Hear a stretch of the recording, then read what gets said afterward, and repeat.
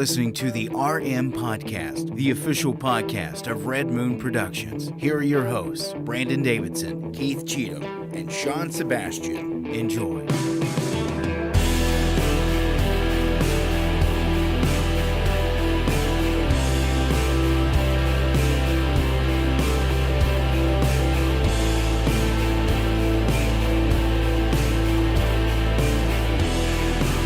Hello and welcome to another episode of the Red Moon Podcast, live right here every Tuesday night at 9 p.m. Eastern Time on YouTube and Facebook. Like, share, subscribe, follow us on all of our social media accounts. I am one of your hosts, Brandon Davidson, alongside our normal new host, Sean Sebastian. And, oh, look at that hat.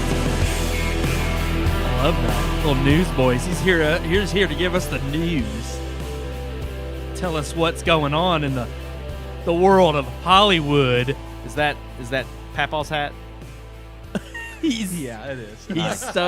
He's starstruck. He can't believe he's here on the show. Look at him. He doesn't know what to do with his hands. That's the cigars got me all wonky. I'm feeling the buzz. Oh, you're feeling the buzz? I'm a little. It hit me. Really? That cigar hit me good. Well, wait. Really? Well, Yeah. you just That's came in, and that's a light it cigar. was not a heavy cigar. Yeah. I Yeah. don't know why. can I explain Yeah. what just happened to you, or is that too much info, or do you care? I don't. What happened to me? Well, just before the show, an event that took place in my house. Oh, that giant dump you took? Yeah, I was trying to beat around the bush to see if you I cared. wasn't- You don't I have really- to I beat just- around the bush I about pooped. poop. But Everybody yeah. poops, Yeah, Brandon. that's Haven't true, you but read the book? it was a massive dump. It wasn't though. I never saw it. I'm just thinking He the just- way as long as he was in there. Every Keith dump That- is a massive there you dump. Oh, I just sit in there and read on my phone. I wasn't pooping the whole time. That is true. I He was just wanted to get away from Were It's you like- reading our articles that we've got? No, I did that earlier today. Oh, okay. My notes won't update, so you know. Yeah. They never do until there's you that. open them. I don't know why. I kind It's- of it's was stupid. I was kind of just using that time to like get my second win because I don't know why. I just Well, that's what I was gonna say. woo, It's like I was a Man, little. I had to I don't get know, the maybe second it's wind just- after that one. Maybe like I haven't smoked a cigar in a long time. Maybe that was it. I don't Yeah. know, but it just kind of got me a little queasy. So I was like, I'm just gonna sit in here and read some articles, and when I'm not feeling wait till it settles. because you know, Yeah. I didn't want to be like, I don't feel like talking right now, guys. So I'll just hide in the bathroom, and then when I feel a little bit, Well, and you that's know, the good thing I wanted about to make sure having I could talk on the show. a pre-show poop Yeah. is Yeah. you get through it and you have the time to let it settle, to let it, you don't have it anguish, and you just kind of let it all out. You breathe a little coffee in bit. Yeah, that coffee will help. Absolutely. Pick me I'm, up. I'm excited that I'm finally starting to fit Yeah. in with Yeah. you There, guys. there we go. We're all. I mean, it's. I'm winter. almost 40 You years gotta- old, and you guys have way better beards than me. No, I don't. Mine's only for 2 weeks after it's trimmed from the barber, and then it gets out of hand, and I don't know what to do Oh, with yeah. it. You know what, I'm not a real man. I don't know what to do with it. Jacob said, "Oh, Keith is so cute." Oh, Thank you, Burris, for tuning in. look at that little new. I know appreciate that. it. Oh, a little kissy for the Burris. Are you a little kissy Burris? Is Reagan asleep or is she watching? I want to know. Is Reagan watching, Jacob? I want to know. I want to know. Also, what love Brandon wants to know what your is. daughter's doing right now. I also want to know. Yeah. Well, I don't really want to know. I want to shout out to Neil. Yeah. And I want to give him a thanks for sending us an article. Yeah. I don't know if we'll cover it on the show extensively. We're going to include it in good the show article. notes, but it is pretty cool. It was from Vox. He actually sent it about a week and a half ago. I saw it. We just had and- such a packed and show yeah, last week. I did Yeah. see it. I thought it was a great article, and I was glad to see it included in the headlines this week. It is funny that we saw it, but we didn't mention it. So sorry. Yeah, Neil. well, and that's the thing. I wanted to mention it just to get to at least say it's really cool. It's about color grading and color timing, and how people don't like to use the phrasing color correction, simply because it was always about matching one scene or one shot with another scene Yeah. that cohesively brought the film together. So Yeah. scenes and film, or But yeah, shots that were filmed definitely on a different color day. grading now is Well, I mean, and Much it heavier goes handed. it goes through kind of how we have a certain look in films and in TV shows now that kind of have a Yeah. muddy or even desaturated look. dreary look, Yeah, kind of, yeah. and it breaks I that mean, down as to why that might be. it's and just better throws out some than theories. the early 2000s when everything was green, like in Saw, and I'd take Well, the The muddy. Matrix. Well, it does. Yeah. The article mentions how the Matrix kind Yeah, of yeah. Yep. created two different worlds by just changing the color grading between well, the two. and that, exactly. Well, they, even they the broadened it original to, Matrix didn't do like they went back and retroactively color graded it to match the sequels. But when the first one released theatrically, it didn't have the green color. Are you color grading. really? No, that's Yeah, I no, was not- pretty sure the first Matrix movie. Yeah, it has the no. green. No, the green tone for The the yellowish Matrix. It does green. have the green, but in the world, like there's not a green overtone. Like the everything is like on the computer screens, and the downfalling is green. They had the green theme. Yeah, no, I was reading about it. It was interesting because it was I just didn't mention that in the article. Yeah, it they didn't just go. the It didn't do a original deep dive Matrix. into that. Yeah, the original Matrix, they for home release they did the green filter, but the original theatrical version didn't have like when you were in the Matrix, it looked like the real world. I don't Yeah, know I about remember that that. because they even bring up the whole Matrix Resurrections and how they kind of overtly went back to Yeah. having things more lush and more Yeah. because it was like a Well, yeah, Matrix because 2.0 and every everything's a little bit release more of it after perfect. the original theatrical has the green coloring. That's while they're just in the Well, weird. no, 'cause no, I- but- in the but they theater, remove I it in the remember there being a Resurrections. pretty big difference in just the warmth of the Matrix versus Yeah. the cold, Yeah, dark. no, they always had they have the green Matrix overtone when he's in the Matrix, and then in the real world it's more of a cool. blue. It's very cool, Yeah, white cool, and dull blue, tone. Yeah. And they bring that up about how it was starting at the time of where they were using color to kind of be a storytelling element, which I thought was very interesting. And they go through a litany of why we may be seeing certain kind of color palettes used more so now as like a one size fits all, because it kind of either brings a certain mood. They're theorizing and they're talking about how it brings a certain kind of mood that they either want to convey, or it's just easier and far better to kind of blend like digital artifacts with something Right. that's Yeah, real yeah. and tangible. So it and they that's where the Lord of the Rings theory comes into play, talking about that was definitely done to blend in CGI, and it's helped it age a lot better. Yeah. In the current era. But just It makes me thank think you, of Neil. even like the movie 300. Oh, how yes, there's yeah. kind of a an amber tone to everything, just to give it that kind of like bronze. Funny enough, I'm actually surprised the article didn't do any kind of Zack Snyder comparisons, because 300, Yeah. Oh, yeah. He has a and lot. Sucker All of his Punch, movies. every single one of it has The a Justice very, League movies have that. They're purposefully made to look dark and dim and cool, like very and honestly, cold feeling. I think that was one of the very the first criticisms that came out when the Joss Whedon edit came out, is how when you had that Oh, you could compared see to the the difference. Justice Yeah. League versus the Snyder cut, you could tell a huge difference in the yeah. tone, and that was very intentional on Snyder's part that Whedon didn't get right at all. I mean, I was at least willing to give him that ball in his court. Yeah.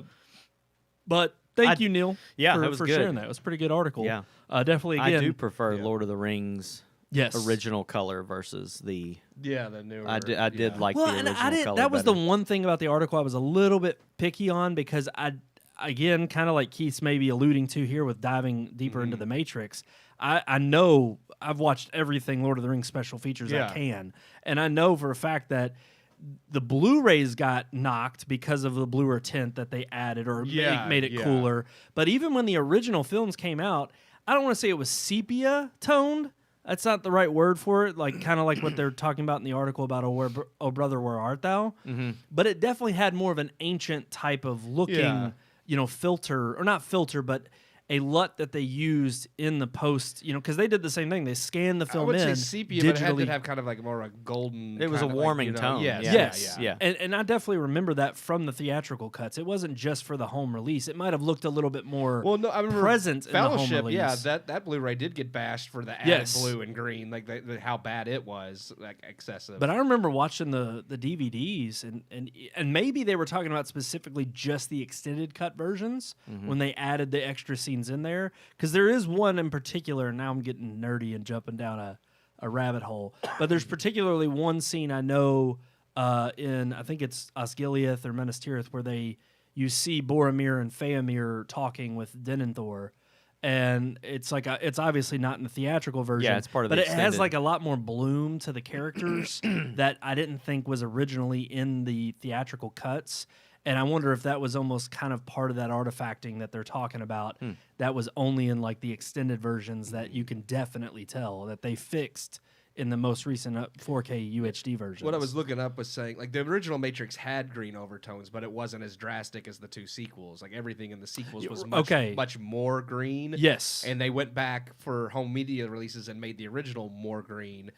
To match the other the other two, but if you watch it on HBO Max, it actually matches more its original theatrical run. Really? Whereas Netflix. Now, what about Reloaded and Revolutions? No, they still have, because they were always that green. Okay, yeah, because I was gonna say I recently just watched those before Resurrections. No, those were terribly. I thought those were green. always that green. Yeah. The first one wasn't as green as those two, and then they went and made it more green. Like when they were on Netflix, a lot of people complained that like it was super green for all 3 of them, and they kind of went back and scaled that back a little bit for HBO I mean, Max. it's weird, but like the one scene I'm really remembering is in the first movie when they have him in the interrogation room and they're putting the tracer the bug in his belly button or whatever. When they lift his shirt up, like his skin is like jaundice, like it's almost yellow, and it's very sickly looking. Very sickly, yes, exactly. It's kind of just this pale yellowish look, and that's I remember that distinctly from the original film, but obviously it was artistic there intentionally to show you that this is. They said the part of it was that like back when computers were first big, you have the green text on the black screen, Well, and they said everything, like even like the computers, like the color wasn't great. Everything was a mixture of like the blue, the red. So like everything had a blue or green hue-ish, like more so than it does now with modern computers, where everything's much more crisp and clear and colorful and. That's part of the reason why the new one isn't green is because it reflects more modern technology. Yeah. I'm torn between that. Like I understand the filmmakers, they definitely want to add their own thing to it, and they want the film to have a certain feel, so they grade the colors that way. But I've always I don't know if it's just a photography thing, but I always am more interested in the colors looking the way I saw them and not the way someone wants me to see them. And that's so when I would edit photos later after being a little bit more learned with photography, I was going for, instead of trying to get the more saturated, vivid colors, I was trying to get the more realistic colors and not try to make it look darker or dimmer. Or so to me, something that's more pleasing is seeing something that looks the way it does to the naked eye and not with a bunch of added contrast or a bunch of blown out colors and things like that. So, but again, to each his own. Well, I was gonna say, I think it depends on the artist, right? Because I would definitely, I understand why a lot of people go for the muted, desaturated tone just to give it more of a feel for what they consider. Like they bring up a good point in the article of how it differentiates what older film look like versus what you're used to seeing with commercials today and how they pop. Yeah. But no, it brings about a. You're used to seeing those pops and vivid colors, and because they want to catch your attention in advertising. And of course, the first thing a film doesn't want to do is look like a commercial, right? And so they almost use color and mix up the colors or change them up so that it brings your attention back into the thematic elements they're trying to portray. They should make that movie, the movie that just looks like a commercial. Yeah.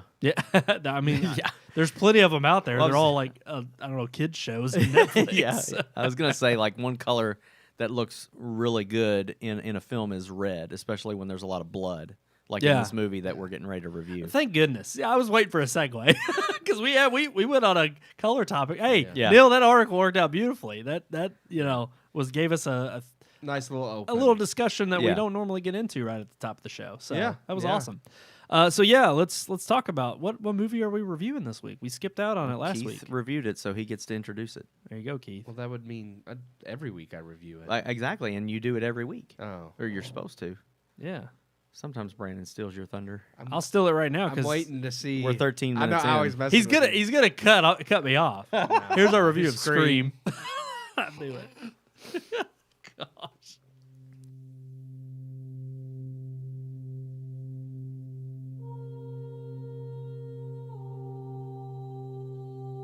What's your favorite scary movie? In the late 90s, you may have answered Scream. Released in 1996, the first Scream was unlike anything audiences had seen from the slasher subgenre. It was self-aware, infused with humor while still maintaining suspense and actual scares. The first film would be a success and a franchise would be created. Each subsequent movie would do its best to leave its mark, satirizing the most popular horror movies of their time, along with the ideas of sequels, trilogies, and remakes. Ultimately, though, not every sequel was well received. And after Scream 4 and the death of Wes Craven, creator and director for all of the Scream films, it seemed there was nothing left to say with this franchise. But just as the fourth Matrix recently released was so kind to point out, studios love reviving old franchises in hopes of an easy profit. With Kevin Williamson, who worked with Craven on all 4 previous films as writer and producer, returning to executive produce, Spyglass Media brought on board directors Matt Bettinelli-Olpin and Tyler Gillette. Having just done the well-received horror comedy Ready or Not, the duo seemed like a perfect fit to pick up the reins on the Scream franchise. Returning cast include Neve Campbell, David Arquette, and Courtney Cox, playing their iconic roles of Sidney Prescott, Gale Weathers, and Dewey Riley, alongside Mary Shelton returning as Judy Hicks from Scream 4, and a cast of newcomers which include Melissa Barrera as Sam Carpenter, the film's new lead girl, who has a personal connection to the original film. The 5th film, simply titled Scream, tackles the idea of quote-unquote requels, aka reboot sequels, films that wish to reboot the franchise, sometimes with a new cast, while still acting as a sequel to the original, often bringing in legacy characters to pass the torch to newcomers that represent the original cast. Much of the commentary surrounding these ideas are well done. In this way, Scream does live up to the legacy set by its predecessors, offering jabs at modern popular, elevated horror films such as Babadook. The movie also has plenty of Easter eggs pertaining to the original film and the horror franchise in general. You can see the same level of creativity and love of horror in the new Scream that was present in the original movie. In this way, the new Scream lives up to Wes Craven's legacy and honors the man who was a master in the genre.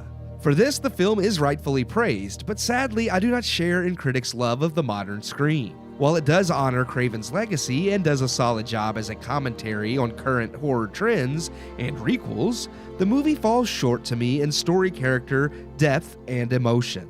Yes, Scream is a simple slasher franchise, but each subsequent film adds more layers to the characters and how their pasts catch up, connecting each film with the other. In this way, while not perfect, the original Scream trilogy does tell one conclusive story. Scream 4, already felt tacked on as is, made some sense as the film that tackled remakes. Now we get requels with new characters having deep connections to our classic legacy characters. And while sometimes clever, it just all feels done before. Every subsequent sequel focuses on the killers doing their best to recreate the original film, which is what sequels do. But Craven and Williamson always felt clever in the way they lambasted these ideas while connecting it to the characters' motives. Add on top of this Sidney Prescott's character development and personal demons over the course of the series, and the original 3 all feel like they at least have a solid reason for existing outside of just being satire of the genre. Scream 2022 doesn't sell me on being necessary in any way other than its satire of requels and modern tropes. Most of its new cast only exist for a body count, without much development. Outside of the clever Easter eggs and modern movie trend commentary, the film is not clever in the way it brings together the characters to mimic the originals, as we've seen similar ideas in Scream 2, 3, and 4. Even the legacy characters such as Dewey, Gale, and Sidney are not used to their full potential. Add on top of this that even the kills are not as suspenseful and lack even in the jump scare department that the originals did so well, and we have a well-made commentary on modern film without any substance to back it up. It's fun to watch once for the commentary, but without characters I care about to bring me back, once is all I need to see of it. It doesn't dishonor Wes Craven's legacy, but it also doesn't do anything new or exciting with it either. I give Scream 2 out of 4 stars. 2 out of 4 stars for Scream. All right, I do want to start off with actually talking a little bit about what I can appreciate Scream for. Before we just rib it, I actually do want to... Wait, Scream 4 or this one? Oh, sorry. Scream. How did I say? I can appreciate Scream. Scream 4. About this movie, particularly, what you appreciate about what Scream 2022? Does, Scream in general. And kind of what this movie, and of course the whole idea around theme or the whole theme around Scream is poking fun at the tropes of horror films Slasher Yeah. films. and Yeah. slasher flicks in general, but also having this underlying notion of subverting your expectations for what to expect. And I do feel like, at least in most of the Scream series, because now we're up to 5, that they have done a good job of portraying what is popular in culture right now and certain trends.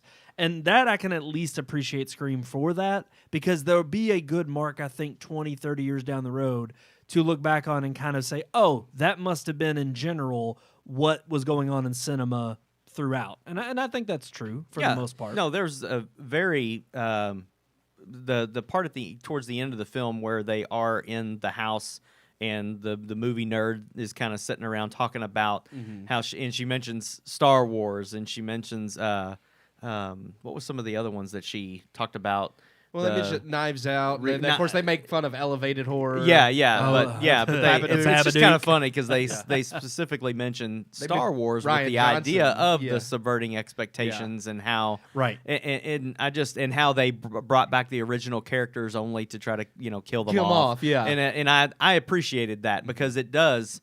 Like you said, it harkens to something that's much more recent and closer. If they would have only talked about films like Halloween or Friday the 13th or something like that, there's a younger audience watching this movie that probably have no idea about Nightmare on Elm Street or Friday the 13th Well, and a lot or of some of those other were movies. mentioned in the original movies. Yes, So it's kind of like they're so mentioning they the current do ones. Yeah, that was in the 90s, so those movies were for kids who grew up in the 80s and 90s. And I think that's what they're trying. If anything, that's what they're trying, I think, to continue the legacy of Scream and what it is. Yeah. Is it speaks to the generation Well, that I it do wanna specifically is referencing. defend the movie in the sense that I know I gave it 2. It was not a bad movie, and I thought its purpose as like the satire and commentary on film, it was actually very well done. I thought that was the best part of this movie. Is that better than the fourth. Its commentary in this movie. It's funny because the fourth movie and this movie have a lot of the same premise. Only this movie does it way better. I just felt like some of the characters were kind of like they dropped the ball in some of that in this movie, and that's just kind of where. If the fourth one didn't exist, this one came out as the fourth and was kind of the start of a new like type of trilogy, I would be very more pleased with that because I feel like this one kind of sets up the ball for future segments a lot better than four did. 4 was just bland, but what I do appreciate about 4 was the fact that I felt like it carried Dewey, Gil, and Sid's stories a lot better than this one. I kind of felt like they were afterthoughts in this one.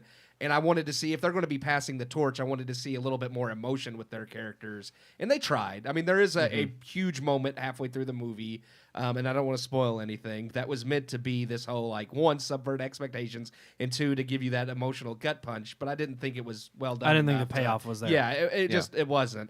So I have bounced back and forth between 2 and 2.5. I don't hate this movie. I think I just wanted more from it to justify why we're still like Why is it relevant? After the first 3 Screams, I'm like, why are we still making Scream movies anymore? Well, yeah, and that, Absolutely. but going back to the fun that this movie makes of itself, that again, it's making fun of the fact that the movie shouldn't even exist. Yeah. and I like that. Even the Matrix 4 or Resurrections. I'm glad you something brought similar that up because go ahead. No, I was Continue. just going to say it does kind of make fun of the fact that producers and production companies like wanted to rehash this franchise and bring it back and make it relevant again. But in the end, I mean, even from recent articles, we've kind of seen that Resurrections is almost definitely going to. That was the nail in the That's coffin. gonna, yeah, That right. was it. They're not gonna make a 5th one. Now, on the other So- hand, this movie's doing great at the box office, and they're already talking about making another one. far surpassed So- after one weekend. Well, yeah. I was referring Yeah. more to the quality of the film, yes. less than how much it made. Yeah. But I understand what you're saying. Yeah, it's definitely doing better at the box office. But The Matrix wasn't a bad movie. But again, it's Nobody just cared, nobody yeah. cared, and Yeah. that's how I feel about apparently people Scream do in a way. But apparently people do care about I know this one. it's and also I the don't know, first wow. horror movie of the year or first True, scary movie true. of the year. that and I do Everybody think turns out they- to see scary movies. I think it there being were the a lot of first without fans. Craven too. That because a lot of the buildup was that this was a homage to Craven and what he was brought to the horror genre and with the original Scream. But also, I think, too, this was the first time that we were hopefully going to see maybe a return to what the first Scream really was. And again, it was kind of billed as we're going to rewrite the wrongs of the fourth one. And instead, it kind of became a tongue-in-cheek joke of why people were pissed about the fourth one. And while I was okay with that, I wasn't okay with that being the main premise and thread throughout the entire film. Yeah. And I wanted a little bit more meat on the bone. And even Keith brought it up when we were driving to the theater, how the first three at least have a cohesive through plot. Yeah. Apart from just the tropes that they're playing to and catering to. And I really thought this one was going to have a chance to do that, especially because the fourth one became, in a way, its own sense of poking and jabbing. It was Wes Craven's sign-off of saying, hey, well, you know what? You wanted me to make another Scream. We're going to do it, but now we're going to do it to a new generation, and we're going to make it a commentary on the generation and culture as a whole. And I do appreciate it going in, because at least... Like you said, with the through points with the third one, and a lot of that dealing with like these characters back, like Sydney's parents and backstory, and how that created this whole mess. I did appreciate how they did try to tie this one into some of those themes with the new lead girl, like her past. I was like, okay, so I kind of get what they're going for there. I didn't want to spoil anything, but she is connected to a legacy character. Right. And the way they kind of tie that in does fit a little bit better with the first three Screams than, of course, 4 did, where it was just randomly her cousin. And it's like, oh, she had a cousin this whole time. It's Yeah. like, oh, Right. okay. Yeah. So I just... But again, like you said, I think that's kind of how this one's played in there too. Yeah. In a tongue-in-cheek way, they make fun of it, but at the central point I of thought being... it made more sense, though, than the last one. No, it did. True, it did. But it was still a weak way of, we don't need to do this. We don't need to connect this back to those three. You're only doing so, again, to serve the underpoint or the underpinning of what you're making fun of in the film, which is the requels. And I ultimately ended up on 2 stars as well, specifically because, again, it was entertaining for one watch. But I ultimately agree with Sean in the sense that I really don't see the Scream franchise being any more than what it originally was with the first Scream.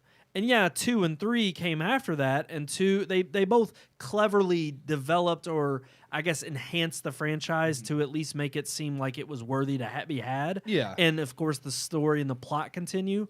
But the ultimate real reason why Scream was so popular in the first place was because it was, we're going to have a slasher flick different. after, and because everybody had already seen all these slasher flicks, they had become ridiculous with the amount of endless sequels, and they were trying to truly continue a story that was absurd. Yeah. And Scream was like, okay, we'll do a slasher flick, but we'll make fun of all those, Yep. and we'll start our own kind of sub-genre / meta horror flick. And yet, while that was creative, nothing more clever has been done with the franchise. And even with these last 2 iterations, I don't really see this franchise sticking to serve any other purpose than relating and referencing the culture that it exists in. One critic, and I agreed with him 100%, had said that this movie kind of falls somewhere in between like 2018's Halloween reboot requel and Halloween Kills. Like, it wasn't quite as well done as Halloween, like being a return to the original, but it was better than Halloween Kills, which was abysmal. Oh, that was... And I was like, I agree with that. True. This movie does kind of fall in between that as far as like being this requel. And yeah, I just feel like Scream, it had its time in the 90s, and I thought, I mean, it definitely cemented its place for its like in horror history. Yeah. But it's something that's that way more, I think, of a pop hit than just a huge massive, like, I don't think a lot of just audience members gravitate towards Scream as like, oh yeah, that's my all-time favorite horror film. I think horror, like deep horror fans like Scream, but it doesn't have a wide appeal the same way that Halloween and Nightmare on Elm Street do. And it's one of those things like, just like Saw, Paranormal Activity, now The Conjuring, it's like they were good for a time, but now it's time for it to be done. Yeah. It's like Paranormal Activity was good for 3, and think we about didn't need more. I mean, what makes those other films, I mean, you have the central character of Freddy Krueger, Jason, or Michael Myers, and it's like, in Ghostface, he's always a new killer. Exactly. That's what I was getting ready to... Yeah. But that's the thing, is like, you have the iconic look, but the killer's always different, so you don't Somebody's get always attached. picking up the mantle. And how many times can some random person that's related to one of the other characters, original cast members, become a pop villain? up? It's like every movie. It's like, oh look, here's a twist. This person is somehow related to the original killer. Yeah. And it's like we've had this 5 times. It's like, how many times are we going to get Right. some secret relative that becomes the killer?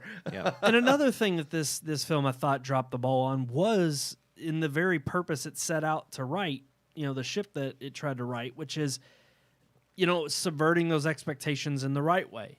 And it's like, I understand you're trying to still pay homage to what originally was the groundwork laid before you, but then there's also moments where you could have drastically changed the formula to say, see, this isn't the same movie you were expecting. We are going to change it up. Yeah. And that's where I think some of the emotional gut punches you were talking about would have been more impactful. And even, I think, a scene in particular where the killer is almost caught.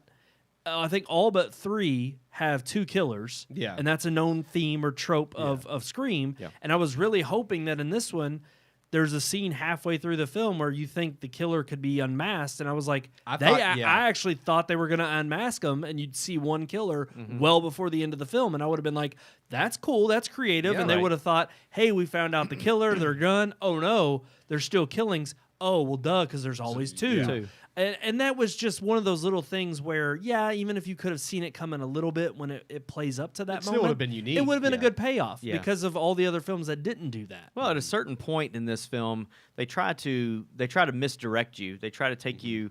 Well, they give always do, Yeah, they yeah. always do. But at a certain point in this film, it was done so many times that it became to the point. Well, if they're misdirecting me, or if they're taking my focus off of that character, then that's probably really the killer. They're trying to make me think it's somebody else, but it's really It's the kind very of funny because I think we all 3 did guess pretty quickly who Who the it killers was. were. Yeah, and even at one point they try to make you think, well, maybe the main character's the killer, Yeah. and there's something going on in her head, and all this stuff, and I'm Yeah. like, no. They're I yeah. agree. The misdirects got- were not as well done in this No. movie as they were in Keith, some well, of there's the too others. you brought many. it up. There's just too many. Keith, you brought up another good one. I think you might have explained it before you recorded the review, but you were talking about how people have gone back in the other ones. In the Go ahead. the original 3, you can actually, if you watch each killing and where, like, after knowing who the killers are and know like where they are in each scene, you can actually, and fans have, you can get a list of the original 3. You could find out which killer killed which victim, like, because there's always 2. Because once you know it and you actually see how well done the movie is, you can be like, oh, in this scene it was Stu, in this scene it was Billy, because Billy's in jail during this moment, so this is when Stu's doing that. And you could actually pinpoint that really well in the original 3. Like, it's always easy to tell who's doing what, like, after you figure it out. And whereas I felt like 4 and 5, it's kind of, they didn't have that attention to detail, just like with the in the middle. There's one killing where the killer, like, basically guts the person, like, one in the gut, one in the back, goes straight up. Yeah, and when it's revealed which killer did that, it's like they didn't have There's the no way. strength. there's no way. It was just, it wasn't as well. I thought the attention to detail there wasn't as Their well done. height alone Yes, is a big giveaway. Yes. well, yeah, they had, I forget, like, the actor that does Ghostface, just like Halloween, they have like stunt actors, and it's like, yeah, but you have to make them match Yeah. the who body kill- type of the person who's the Yeah. killer. It's like, Yeah. obviously it's like this One big person's burly 5 feet tall, and the Yeah. other person's the killer's Yeah. actually Right. 6 feet tall. It's like, yeah, that's not. That's a dead Yeah. giveaway. yeah. Yeah. But again, is that just the movie's bad attempt at subverting your? No, I think it's like what you said. I think misdirection. it's It's- misdirection, but poorly done. I Yeah, mean, it's very poorly done. I think Keith hit the nail on the head when you were talking about how it thinks it's more clever than it really is, and I think a lot of people are trying to give it more credit because, again, it's a hats off to Wes Craven. And almost, it is clever in the movie commentaries it has. Like, I think a lot of the stuff they make Yes. fun of with, like, the Babadook and Brian Johnson, Yeah. all that stuff was really funny. And I thought, it's like, okay, yeah, all that makes sense and is Scream. Yeah. But then even when the very meta, like, look Yeah. behind you, idiot. Yeah. haha, Yeah, and she's yeah. watching Stab, But then when which you is a get- meta version of Scream. Yes. And there's somebody behind her. Like, it's funny. Well, and again, they that's know what they're mimicking doing. the original, because Randy did that in the original. Exactly. He's on a couch and he's like, look behind you, and the killer's behind him. So I get, like, all that stuff I did think was really well done. I just felt like some of the cleverness behind who the killers were and the fact that really only 2 or 3 of the new characters really have personalities. The rest of them are all just kind of stereotypes. And I know the original, that was the point. A lot of the characters are stereotypes, but they still had their own, like, they were the stereotype and they had their own motives. In this, I felt like most of the teens that are getting killed are just stereotypes. Yeah. Agreed. Well, it's one thing also to have Dewey stabbed 9 times is what they say in the movie, and he survives. Yeah. That's like, that's a main character. Like, that's not but I mean, in this film there were so many people that got stabbed 100 freaking times and then they end up surviving, and I'm like, this is just stupid. Yeah, it's like, it's ridiculous. You take me out of the fear factor by making it completely unbelievable. Because at least with Dewey in the other movies, like it happens in the first and the second, but it's always towards the end where they make you think, oh, he got killed, and it's like, oh, he survived, but it was only the one character, and it was kind of a running trope because it was Dewey. Yep. In this, it's like, you have like three people that are it's almost like they don't want to kill the character that everybody loves. loves. That's what ultimately made me kind of more upset. Is I'm like, the less victims though means the less,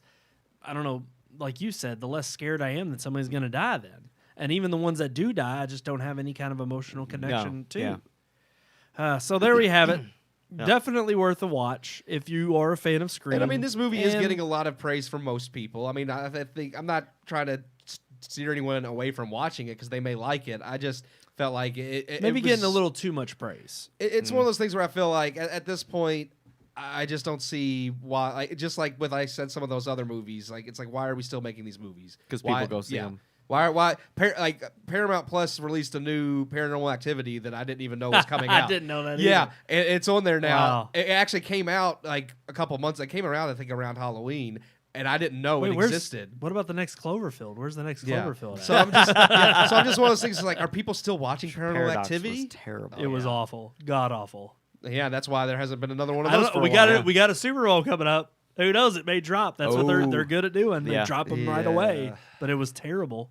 And everybody went home and watched it and was like, this is why they dropped it last minute. Yeah. A Quiet Place was originally one of the scripts J.J. Abrams wanted to turn into a Cloverfield, because that's what he does. He takes scripts and then he just turns it into Cloverfield. Yeah. And the original Quiet Place script was one of them he thought about doing. I did not know that. And then the producers were actually like, no, you know what? This one's really good. We think it'll stand on its own. And then thank God John Krasinski took and that he one. he came in and he rewrote a lot of the script and made it, I guess, better because it's a great movie. Yeah, the third one of those has been delayed. That was part of the big delay from is it Paramount?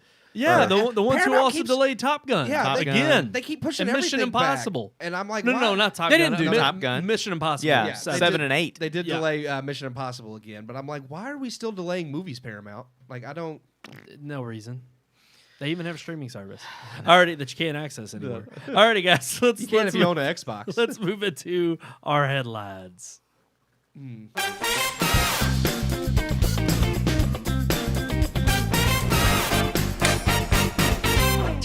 You're gonna need a bigger boat. We are. We got some headlines to jump right into. here she Oh, it's not even towards the end of the show. Keeps making noises. Yeah. See, She always I jumps on snapped me my finger a minute ago and she came running. during the. she does. When we do the headlines, she does it's sometimes like, jump look, on I'm me. not talking to you. Come here, Pop. I'm not like, oh, snapping he's for you. scatting. Come here, Edie. Come here. She's trying to. I'll give you some love. All right, but let's introduce the headline topic. Yeah. We're going to talk about Mr. Bradley Cooper. Well, we've already talked And an about one of the interesting headlines in our article. opening. So. Yeah, we did. It was an unofficial headline. Yeah. But Mr. Bradley Cooper has been talking about all these new revenues that are coming from streaming. Yeah. And he's kind of given us a little insight as to, what films he's willing to take a risk on and what he's not. Well, he actually said he's glad because, with theaters not doing so well, they're not really getting money from people going to the theaters. I mean, it mentions Nightmare Alley only making just shy of $10 million. And it's like, it's awful. That's awful. And it is. And he says it's coming to, he mentioned HBO Max and Hulu, and he said he thinks it'll do much better there. And I agree, because it is a good movie, but it was released like the same time as Spider-Man. Now, see, Nobody was going to see that over that's Spider-Man. Well, and that was kind of the honestly, the whole disappointing month of December. Not for Marvel. Was there and too- Spider-Man fans. there was too much stuff, There was yeah. way too much stuff, and Spider-Man rolled Killed the it roost all. for everything. I mean, you had Matrix, you had Nightmare Alley, you had there was another huge one that came out. Kingsman. That was the other I one. feel like there wasn't one more that. West Side Story. Well, that was because of it was COVID. supposed. Yeah, That it was 'cause of COVID, people And then didn't a go week see that. later, Yeah. everybody went to see Spider. I know. Hey, got to put a spin on it. But no, I think it's interesting, an article, because I think it gives you insight into a realistic perspective from a Hollywood star who's been in the director's chair. I mean, you can't forget about A Star Is Born. And he specifically even brings up how for A Star Is Born and American Sniper, he actually took a little bit more of a hit up front by, wanting some rights on the back end, taking that risk of if it's successful, it'll pay off. Oh, yeah. Those were very successful. However, he's talking about now, because theaters aren't doing so well, or even in the post-pandemic era of not knowing really when theaters are going to get back up to the normal run of the mill. Because I really do think Nightmare Alley was one of those films that, with Guillermo del Toro's name, had it been released 2-3 months earlier, I think it actually would have performed decently. Maybe if it was released this month when there's nothing else coming out, it True. may have done well. But they wanted to hit that awards rush. Yeah. And Well, they could have had a limited. they and been could a have. wide, I don't know why they did. And honestly, I don't know if that was just the theater screw up, or if even in their mindset, hey, we know it's going to HBO Plus or HBO Max, and we know it's going to Hulu. So in that sense alone, it's like, were they already anticipating that it was going to do so poorly in theaters? They were just ready for the streaming release, and they were just banking on the fact that it was going to be successful there? Because Bradley Cooper himself kind of, I don't know, he teeters on this fine line of, look, there's this new movie he's working on right now with Netflix, and he says they're footing the bill Paying entirely. for it, yeah. And he said, And it I'm wouldn't be- extremely grateful. Yeah, it wouldn't be made otherwise. Like Netflix is the only one willing to, make the movie. Yep, So- they'll pay for anything. Like, all they got to do is just raise their subscription prices. Yeah. That's true. That is true. It's Not- like we're hemorrhaging money and we're going to $20 spend now. even more, but And not to mention the fact that it's like, I mean, didn't they just recently also, you said, Keith, they started putting ads in the well, front their of some ads of are the- for their own stuff though. Yeah. Okay, So, okay. yeah. So it's not like at some places you get ads even though you pay the full tier price of like regular. Peacock, it's stupid. It's like if I pay for something I shouldn't have. But Hulu's lower tiered version is the same way. You have the lower tier you pay for that has ads, and then the higher tier that doesn't. I'm like, there should be, if I pay, there should be no tier with ads. Like if Yeah. I'm paying you money. Yeah. Well, think HBO about Max is doing it too. They have ads before. Like when you start a show or whatever, it But has it's an ad, but their it's own- all yeah, their own it's stuff. all- So I and don't I mind think seeing it because you it's can actually skip it. drawn me. Yes. Yeah, and you can. Yeah, You you can skip skip it. them. Yeah. But yeah. Because Prime does that. Prime Yes. will advertise their stuff, But you can and skip. you can skip it. Yeah. And there are times where I'll start something and I'm about to skip it, and I'm realizing I'm walking in the other room to grab like a Coke or Yeah, something. can sometimes just And let I'm it like, play. I'll let it play. I'll let it go. Yeah. But I do think it's funny because he brings up specifically, I mean, we think about another Netflix big release coming out. I think it's later this year. Is Scorsese's next film. Is it Flowers of the Moon or Flowers? Flower. No, it's similar. I forgot the title. It is. It's skipped. pulling That's I think that's right though. It's Is like there- the Flower Moon something. Look, just correct me on that one. But I think it's interesting because, Scorsese, I think, would fit into that old guard of kind of like with Nolan and those others who obviously don't. Killers of the Flower Moon. Killers of the Flower Killers of Moon. the Flower Moon. But I think he fits more in line with wanting to make sure that theaters still have a presence. And Bradley Cooper's very much on the side of, no, he doesn't think theaters are going anywhere, and he even compares it to something like the opera. Yeah. There's still going to Yeah, be but a. Opera ticket prices. The opera used to be the theater. Everybody went. Like Well, it was now, in it's you got mass to put on a demand. tuxedo and pay $100 a ticket. It's the same thing I with, don't like- want movie theaters to be like that. Yeah, it's something like going to a play. I mean, it's not $100 a ticket, but it's still more expensive. ridiculous. You Yeah. get $20 to go see a play. Yeah. But here's the thing, too. I mean, theaters became. I mean, it went from one mass medium to the next, but even operas were still considered, I think, in their day. I mean, it'd be like going to see a symphony It was a or an prestigious orchestra play. thing. Yeah, exactly. It was Yeah, something I agree that with that. was a treat in and of itself because Yeah. you don't always do it. Yeah. But also, I think that's kind of I think that's how entertainment is in general. It's once it reaches a mass audience and it can be more consumed. I mean, that's what we've seen with streaming. You kind of get into this, It gets diluted. it gets yes. Yeah, I mean, it gets definitely kinda- gets yeah, diluted yeah. and gets over. You have way too saturated, way too much out there. But also, it does for the things that he even brings up specifically about the movies that inspired him. He didn't even see in the theater. He specifically saw them on a smaller screen at home, but it still made him want to go, and make movies because they inspired him. He talks about The Godfather and oh gosh, I'm trying to find the paragraph here. They're doing a 4K remaster of that that's going to be on Paramount Plus, and I do want to see what Oh, that looks really? like. Yeah. That might be absolutely worth Which checking means if out. it's on Paramount Plus, it'll be available other places. Um, But yeah, dude. They're Paramount Plus is doing a 4K remaster of the first Star Trek movie too, but that movie's awful, so I don't know why they're bothering with because fans. Well, I mean, guess.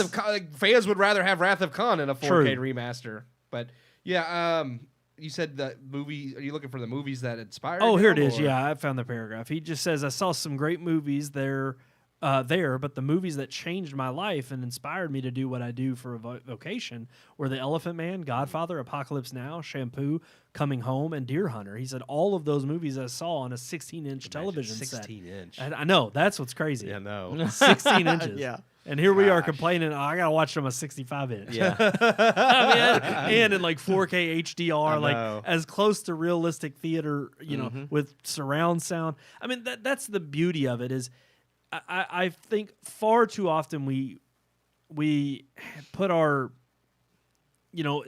I think you have those directors who have the silver screen at mind, and of course that's always pushing the technology forward, but that in turn helps everything else evolve in the medium. And far too often, I mean, we come on here and talk about all the time how we are, products Everybody. of wanting the gizmos and the gadgets of the newer things, and so Give me new. But I think it's funny because I see it, both sides of the spectrum. Of course, I'm like you, Sean. I don't want the theaters to go to a huge premium price because, it is such a spectacle that you can only get there, but it's so uncommon because everything's going to streaming. But if that's what it becomes, and that pushes the movies that are in the theater to an even greater extreme of reaching a different kind of atmosphere or pushing the medium to whatever the next evolution or revolution is. 4D, being surrounded, smelling I want to everything. smell it. Smell that blood. That looks so rich. So rich and red. It's beautiful. But I think far too often we talk about from a filmmaker's perspective of wanting to preserve where it is they found the love of the medium. Yeah. And here, I mean, some of these movies, Apocalypse Now, Yeah. Godfather, I mean, you talk to any of the old greats, they would blast you and say that's blasphemy for seeing that, anywhere but the I theater. mean, I wasn't But- born when the first Godfather That's- came yeah. out. Yeah, I exactly. I had to see it on a TV screen, but I loved the movie all the same because it's a good movie. And think about the movies we went and seen in the theaters. For me, that's like Star Wars. Like I wasn't around in the 70s, so I didn't get to see Star Wars in theaters like my dad did. Yeah. But to see it, I saw it on VHS first. Yeah. And then when they re-released them in theaters, of course I went. Yep. But Yep. that's how you see the great is on a little 16-inch screen. Mine Yeah. was mine was a square. Well, and he specifically makes that point. He says, Tube TV. Again, Yep. content is king. And it's like at the end of the day, if the content surpasses that, that barrier that's in front of you of entry, then you don't have to worry about how you see it or how you consume it. It's going to be transformative either way. And I That's I right. applaud him because I think that's really the evolution we're Good in. film speaks for itself. Yeah, Right. no doubt, 100%. So good on Bradley Cooper. I'm actually in the same boat he is in, and obviously, yeah, I think you can get into the weeds a little bit more with what he's talking about with regards to, again, content is king, but what do you do when there's so much out there? Yeah. and how do you wade through all that there is? Because there's bound to There's be too much. some Oh, yeah. stuff that's so great, but then there could be 50 different great movies that get lost in the weeds because there's one that pops up to the top of the pile, and you watch it, but then you forget about the rest. Mm-hmm. And that's the crazy aspect of where I think Netflix is playing in this dangerous water of we're just going to snatch up all Well, these yeah, properties. Because that's also why so many shows that people think are amazing and love get canceled, because even though they are good shows, there's so much content, there's not enough people watching these shows to keep them. Yeah, to they're keep gonna Netflix, they're gonna keep the ones that people gravitate towards. Yeah. and then there might be a good show that gets like the first season, and then it gets canceled, and you're like, what the hell? But it's just obvious there was a lot more people watching this Yep. than were watching Yeah. the one that And you're that, interested yeah, in. that doesn't necessarily mean anymore that the show that was canceled was bad like No. it used to. It just means that it didn't garner enough interest. Absolutely. It stinks. Let's Dark move Crystal. on to Mr. He's gonna always bring that up. I don't blame you, man. You should be Bitter better. about that one.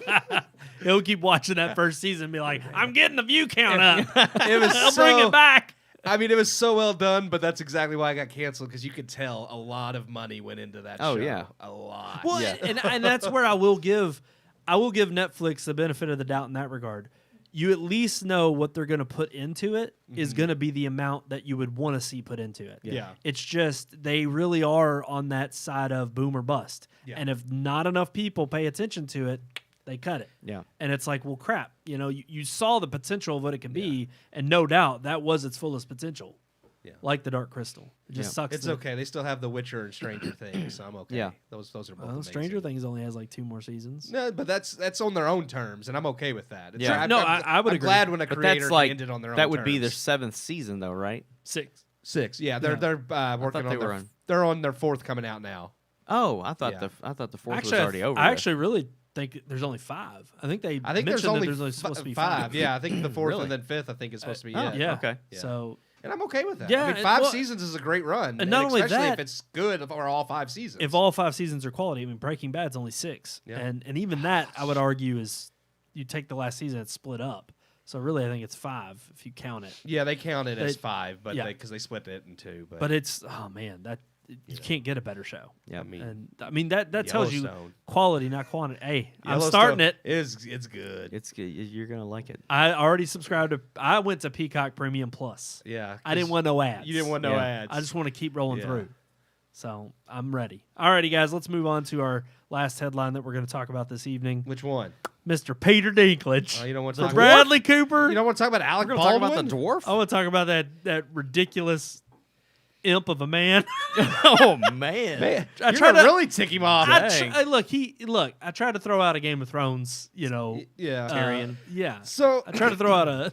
I will say, like, my initial reaction, I just thought it was Insult comical from Game because of I was Thrones. like, why is he being offended by Comical and hypocritical. Snow White, which is about dwarves as in like the mythical creature dwarves, not midgets. Yes. And he played, he was in Game of Thrones, and then he played a dwarf in Marvel's Avengers. Granted, he was a giant A dwarf. giant dwarf, which I think was just a comical play on the whole Oh, dwarf thing. Yeah. Yes. But I kind of, after seeing some of like his past interviews, I think I kind of understand a little bit more, because I did read where someone said that his interview is kind of being taken out of context because it was See, on a that's what I podcast. thought. So after reading some of his past interviews, I feel like it's not so much he's opposed to. Because there's one thing he mentions in a past interview about Gary Oldman. I don't remember the movie. Gary Oldman played in a movie where he was a midget. And Peter Dinklage said, like, it's I not wanna a see that. Yeah. Peter Dinklage. Mank. Apparently, it's a good movie, and it got some praise at the time. And Peter Dinklage was like, it's not a bad movie, and I don't have hard feelings against Gary Oldman for playing a midget. But why didn't they just hire a midget? And he kind of has this thing is like, why don't you give these roles to? So I was like, okay, maybe that's what he's talking about. But at the same time, we don't know who's going to play. Like, Freaking Gimli's not a real life dwarf, but he plays a great Gimli. and I don't know how he feels about stuff like that. Is he mad? Like does he think 'cause- representation. Because he's also said stuff like he doesn't take roles like on stereotypical like midget roles like leprechauns and this or that. But I was like, but then you were a midget and elf making fun of elves. So I I was don't. gonna say he sounds like an angry elf. And from he the just South Pole. he just signed on I think a year or two ago for a movie of Rumpelstiltskin with Sony. So I'm like, but I'm like, why is Rumpelstiltskin Wow, okay, yeah. but not Snow White? So I don't really know where he's coming from. I'm really confused because it's like Here's what I took it as, and granted, I read the Variety article we linked to. It's a little bit more vulgar, but it's worth the read. Yeah. Yeah. because it does. I He think does. He's a flesh full- it out. he's- Oh, Cuss pretty good. Yeah. here's the thing. I've never. I think he is Tyrion. Well, no, I think he is just a very. He's not one that just takes on a role to take money. He wants to be considered a serious No, actor. he does, and yes. and I don't blame him for that. He's like a great anybody actor, with yeah. he is. But I also think he wants to elevate beyond. Oh, I'm just going to hire that guy because he's a great actor, but he's a dwarf. He's our number one dwarf. And I get He that. doesn't want to get typecasted to like, well, we need a midget. Hire Peter Dinklage. Right. Yeah. And I totally understand that. But at the same time, you still are limited by that physical capability. And not to the extent that it impedes your acting, Yeah. but it does impede what roles you can play based on what they have for the role. I mean, look, you're in Cyrano, and that specifically isn't about a midget, but they made the disability at which I think they say midget is an offensive term now. I don't just care. wanted to let you I'm know. not going to be I said it. PC. We've said it like 20 8 times. times. and I've you're said just it now- already. I was you're just thinking just about like that. Disney. You're progressive about one thing, but then Yeah. not about another. Well, and I think Yeah. that's where I think he's getting taken out of context and most of his points coming through. I think he's kind of half-heartedly joking. Again, I haven't heard the full interview. Yeah. But what I haven't read in either. the comments was, or in the way he was commenting was, he was like, look, if we're going to go all woke, we might as well just go all the Well, that's way. what he said. He said Yeah. if And they we- were going to do something like just crazy, like progressive, he's all in. Well, But here's yeah, the he thing, talks they- about them hiring a Latina to play Snow White, Right. which is just funny. But, Yes. Well, I guess it never claims she has to be. No, of course she not. has skin as white as snow. Snow, yeah, and you're most gonna hire Latinos a- don't. Most Latinas don't. Yeah. Tan skin. Yeah, it Yeah. doesn't make much sense. They do have raven like black you hair, have but yeah, they skin don't as have white the white as as snow. Hey, dirty maybe snow. we'll see the world's first. We'll see the world's first That's white racist. face. Yes. Maybe we'll see the world's first They did white face face. White in face. Scrubs. It's not the first. They also did blackface. They in did, Scrubs. but that's canceled. Yeah, they can't do that. White face is Actually, okay white now. chicks White chicks with yeah, that was the first. Wayans brothers. Yeah. I forgot about that. Oh, terrible, big movie. time. Yes. Not Yep. because they did whiteface. It's just a bad movie. But ultimately, I'm like, I look at his comments in such a way. See, now she's getting rowdy. I don't know what. I didn't It's not do even that this time. But Edie down, get She really down. is. She's like- She wants some attention. she does. What have you been doing to your dog? I leave her alone all day. She's alone. She's lonely because I'm at work. I'm go- sorry, puppies. She's also torn up. If I go to the tall cam here, they can't really see it. Yeah. One camera's covering it. But no, okay. So ultimately, I do think Peter Dinklage is just kind of making a point of saying, look, if you're going to go into this woke kind of recipe, then you got to go full on in. Yeah. But I think even Keith, you brought this up when you first sent us the article. It's like you don't know what they're going to do. Who know? I mean, The they, only for all we people know, cast they so could far literally are- show dwarf. I mean, hell, look at Oompa Loompas. They were midgets, Yeah. but in the newer film, I don't think they were. They weren't full. They were No, just they had- shorter people. He had a. Did they have midgets? Yeah, the midget. Oh, never he was a Little people. little person.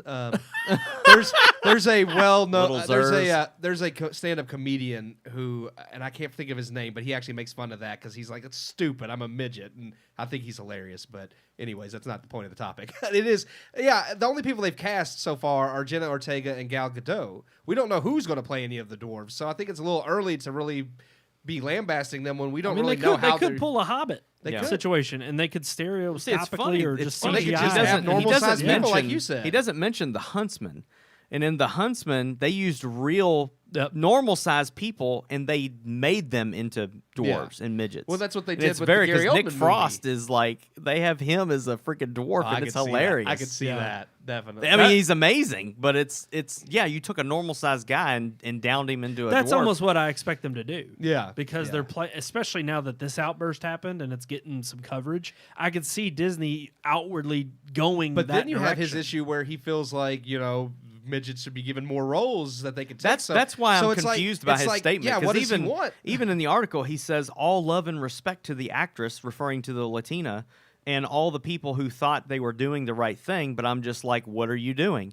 And I think I really think do he's think criticizing he the is. story. Yeah, well, it's a story about Snow White and Seven Dwarfs. Like, what are you gonna? Yeah. That's the story. You can't change the Then story. maybe we just need to get rid of that. We shouldn't do that story anymore. I 'cause think it's he's. offensive. I don't feel know. like he's actually saying you're getting woke with hiring a diverse actress to play Snow White, but you're keeping the dwarves. Make up your mind. That's exactly what I hear him saying. I don't really Maybe. hear him And maybe, getting yeah. offended about the dwarf thing. I think Well, he's more but he offended does have the about- one line of he's like, what was all this for? Like, he said, like- have I not been loud enough on my soapbox or yeah, something like that? So, almost like yeah. he's fighting for the dwarf What he is- community. he- I mean, and he what, does. what are He- you fighting for? he For does you to been- not have a job, or for you to have a job? He just Yeah. wants a seat at the table. It's Well, a little yeah. taller. But that's my question is the same one as Sean Like because he Elf. has been very outspoken throughout his career about like midget actors being taken seriously and getting serious roles. So I'm like, is he saying this isn't a serious role for midgets, or is he saying he wants them to get the roles? Like, I don't really That's know what he I'm saying. wants. Lord of the, Game of Thrones is his biggest role. Yep. And that's his part. Like they didn't let him play Jaime Lannister. Yeah. They let him play the imp brother. Well, and again, that's the I the love purpose. the whole tongue-in-cheek back and forth that he constantly has with people who make the dwarf jokes, and he's like, because that's not the first time I've heard that. Yeah. And it's honestly, that's exactly what you get from most people who are made fun of for whatever disability. It's not the first time I've heard that It's one. not a disability. Oh, sorry. Jesus. Wow. Ability. Wow. It's a special power. Gosh, I mean, Peter Dinklage would punch you right in the testicles. he could. I don't care. He can headbutt me there if he wants. I don't I would care. let Peter Dinklage headbutt me in the nuts. I would too. I think I would too. But I don't think there's a single person at this table that would argue that his work has not been something that we can all look to and are gracious to have. He's an incredible actor. Yeah. But I think too, when you go off in these tangents, and I mean, look, we say ridiculous crap on this podcast. When you're talking for 2 hours on a given podcast, you're going to say things or ruffle some feathers with some comments, and it could be something off the wall that he just said that he was just speaking his mind that didn't intend to be taken seriously. I don't know how he feels at heart. I've always gotten this idea that when you see him in interviews, he's a little bit more, he wears a chip on his shoulder. I hate to say it, but I've always gotten this attitude from him. He likes his work, he does his job, but he kind of strikes me as one of those Hollywood actors that, unless I knew him personally and unless I got respect from him, I'm pretty sure he wouldn't be chummy with me. I don't get the sense that he would be real warm and friendly. He wants to do his job, and yet when he gets to know you real well, then maybe he opens up and talks to you and is a friend Well, to that's you. exactly who he plays in Game of Thrones. Yeah. I mean, he plays a pretentious little prick in the beginning, but then the characters that he warms up to, I think he Tyrion's becomes he's a really likable good guy, though. He I is, like Tyrion. But when they first introduce him, you're meant to think he's it's a- like, oh, he's this a- guy's just he's a He's jerk. a prick. Yeah, exactly. True. With a big prick, according Yeah. to him. Yeah. I mean, I believe it. I will say Shay, his woman. Oh yeah, Yeah, all right. She deserved what she got. she didn't get the dwarf. Yeah, oh no. She got the full. She got the bolt. Alrighty, guys. I think we're We gotta ready move to, on. to finally move on to our relationships. Yeah. Let me tell you about the birds and the bees and the flowers and the trees and the moon up above and a thing called love. Oh, I like that little face. I just read the notes for the first time. and What did saw- you think? Saw that on there. Isn't that appropriate based on what we were just talking about? Oh, absolutely. What's the topic at hand, Keith? What's more important, the little things or the big things? I added that last part. Yeah, I know. I can tell. I do that to Brandon often when he edits the notes. And I see, notice them. Oh, I know you do, because a lot of times I'll do it while he'll be editing something, and it'll be You'll showing. change it. It'll show me him like typing it out, and then I'll just like mess it up. I'm like, Yeah. I'm sure he's getting aggravated while he's trying to type these in, and I'm changing them while he's typing. Oh, I've done it before. Where he straight up has. I've let him finish typing it Yeah. out, and then I just go and delete it. I got you that one time when you were editing from work. Yes. And he was typing, and I could see it typing Oh, on you your came computer in. here, and I Yes. started Yeah. typing, and I just see delete, and then he typed something else, and then I typed something, and he was like, That's the damn it, delete. that's the beauty. That's the beauty of cloud services and Yes. having things linked. That is, was you good. know, When they work right, you can play pranks, but when you need them to, they're not there. they're not But no, the big things or the little things. big. So let's things. talk about what really matters in your relationships. Do the little things matter? What's more important is how you worded it. There you go. Because it's like I would say they both matter definitely, but which one matters more? The And- big things. The big things.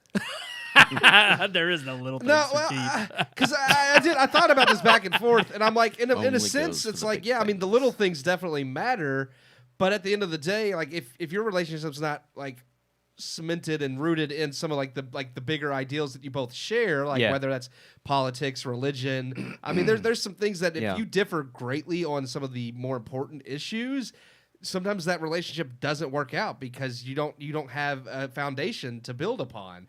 So it's like, yeah, the little things like whether like he goes out of his way to open the car door for you. Yeah, that's important, I definitely. don't do that anymore. But yeah, Get it's on like, what's more important? You open the car door for your wife, or you being a homicidal maniac? It's like, that's a bit, I know that's an Hey, extreme. Don't bring that into this. I know that's an extreme difference. That was never on the table to begin with. I know That's off an limits. That's an extreme exaggeration, but I'm just saying it's like the big things are, I think, where you get the foundation, and then the little things are what helps that foundation flourish. Yeah.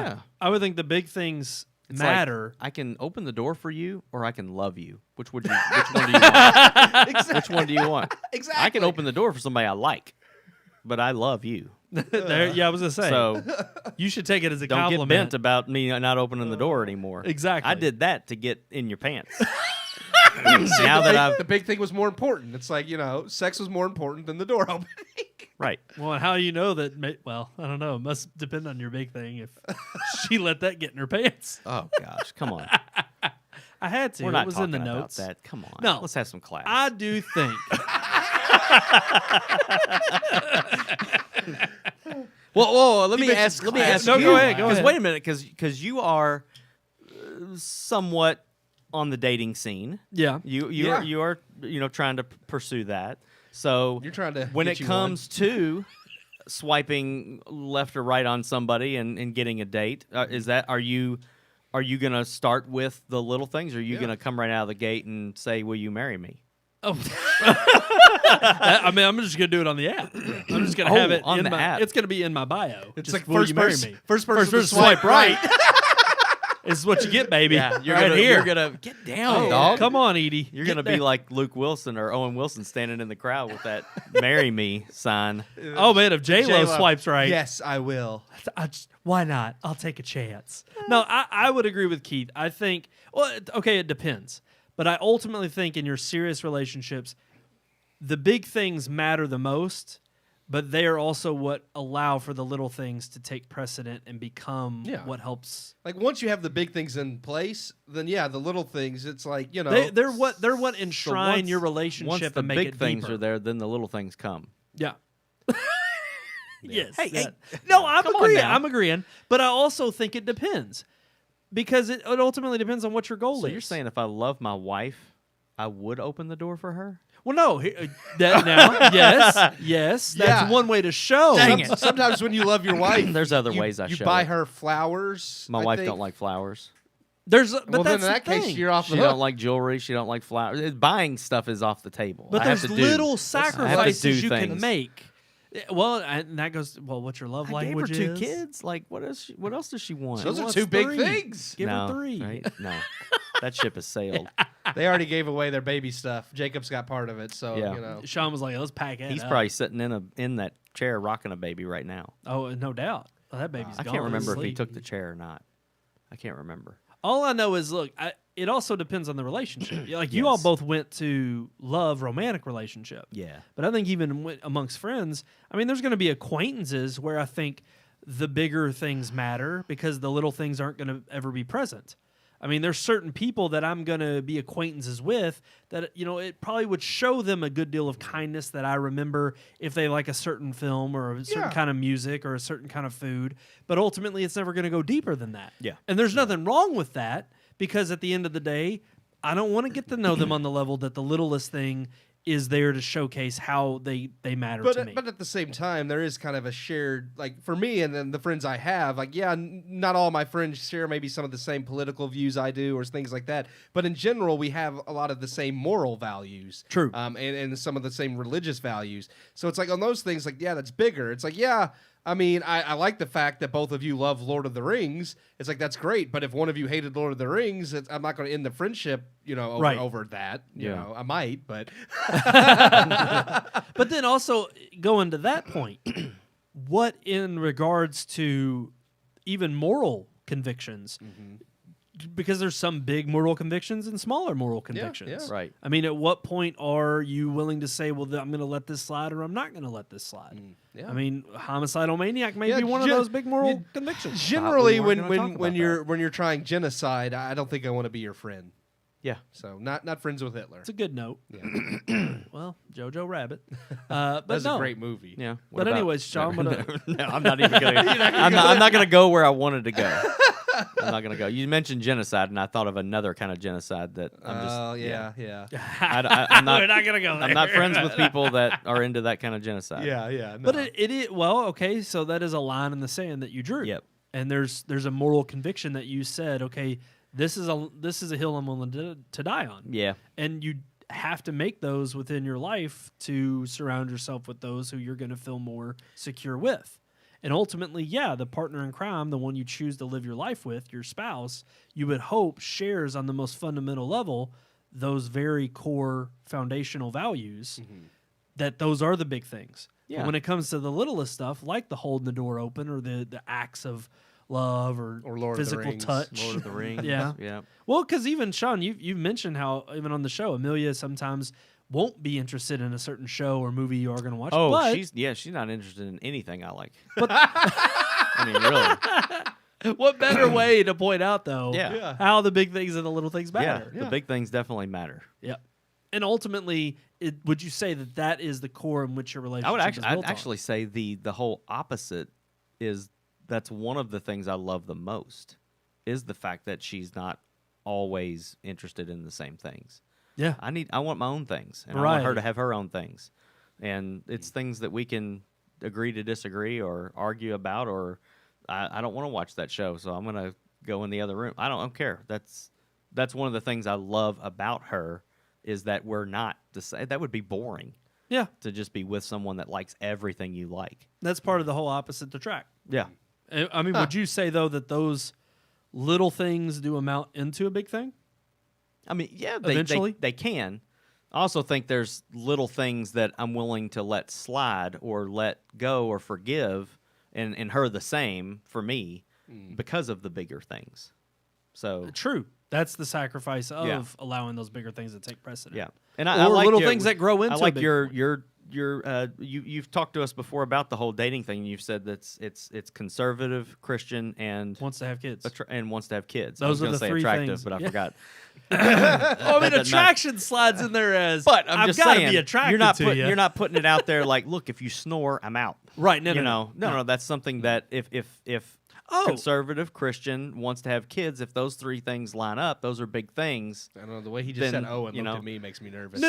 Snoring's not going to be a big. That's going to be a little thing. Well, I was that, going to say you know. many of my friends can attest to the fact that over the course of the several years that I've been on the dating scene, most of them not serious at all, those little things did matter. They took precedent. And of course, that stubbornness and pigheadedness is kind of what led me to a current situation of, okay, it's not like I'm dwindling down prospects of I'm just settling for the no, it's what are the You're most realizing what's crucial more things. important. Exactly. Yeah. And to me, As you get older, you you look for the more important things. and you have to discern what is the most important hills you are willing to die on. And for me, those three things categorize themselves as the most important things in my life that I want as core values in my spouse.